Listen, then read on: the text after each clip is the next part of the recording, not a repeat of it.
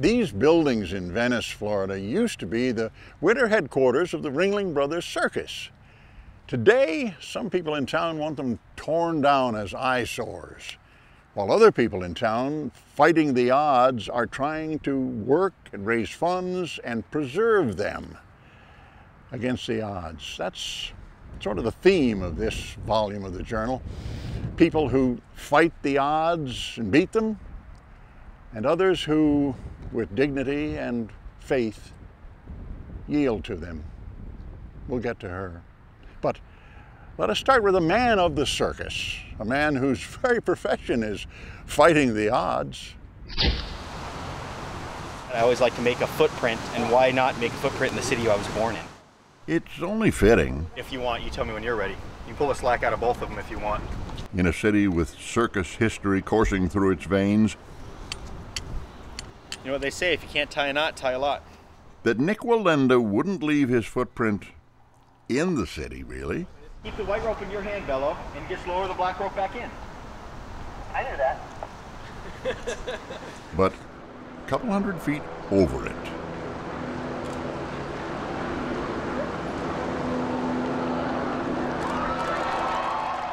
I can't imagine doing anything else as a career. This is my passion. This is what I love to do.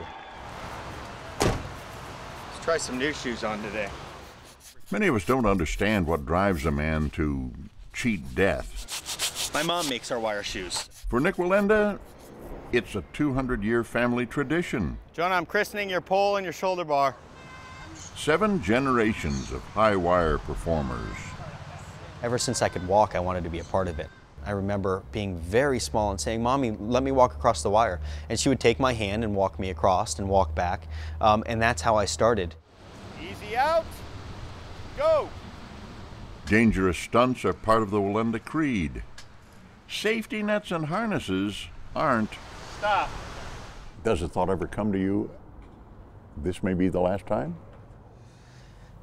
You know, I don't think that thought ever goes through my mind, that it would be the last time performing. Those thoughts come to my mind occasionally of how we've lost family members, but this is to pay tribute, pay respect to those people that did lose their lives. His great-grandfather being Carl Wallenda, patriarch of high wire fame. It's kind of funny that it really is, it's in our blood. It's something that I don't even know how to explain it. It's just something that comes from within, I guess. Carl audaciously tested the boundaries. His daredevil stunts garnered gasps and ovations and the attention of circus magnate John Ringling. I wouldn't be here today if it wasn't for John Ringling. In 1927, he flew to Cuba to see the Wallendas perform. Impressed, Ringling signed them immediately. The Flying Wallendas headlined the greatest show on earth during most of the 1930s and 40s. Actually, my family lived in the Catazan, which is John Ringling's house over on the bay, for a couple years. While they were in and out of town, they would stay there. In 1947, Carl Wallenda created what became his signature stunt, the 7-person chair pyramid. A tradition kept alive by his great-grandson today.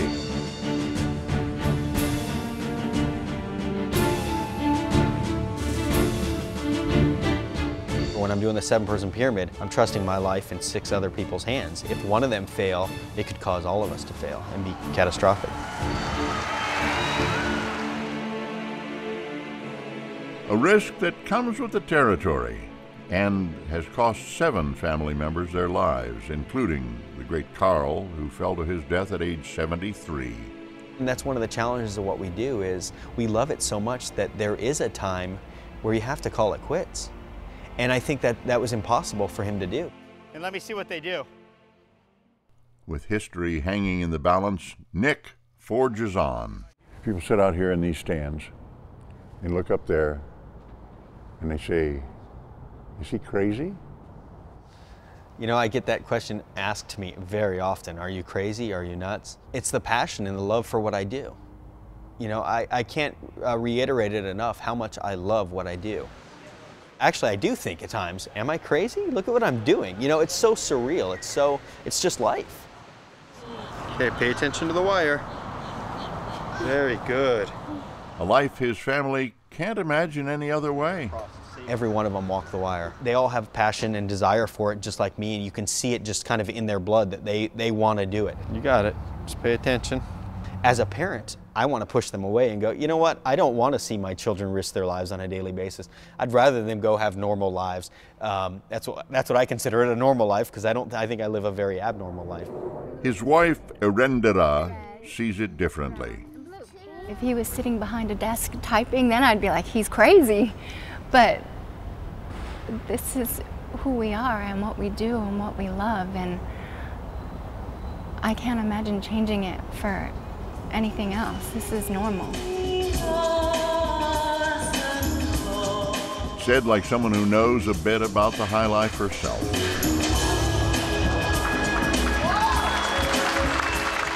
So when you're raised in the circus, you kind of just learn how to do everything. Hardest to learn is to keep spectators' interest. It's all been done before, man. There's nothing new anymore. That's our biggest challenge. After 200 years, 1780s, what do you come up with that's new and exciting? Younger generations don't realize that what we do is real. With technology and TV and stuff, they look at us and say, it's got to be fake. There's no way those people are really risking their lives. But he is.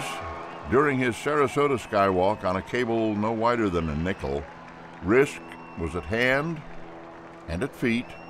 And I didn't even notice, and then later on I saw in a video that evening that my shoelace was untied. Wearing shoes made by his mother on a wire 200 feet above his hometown, Dynasty was by Nik's side. This is something that I need to carry on. If this many people are interested in what our family's doing and what they've done, this is something that I need to continue on doing, and that I honestly love to do. Fearless and proud, Nik Wallenda walks on, leaving an indelible impression wherever he goes.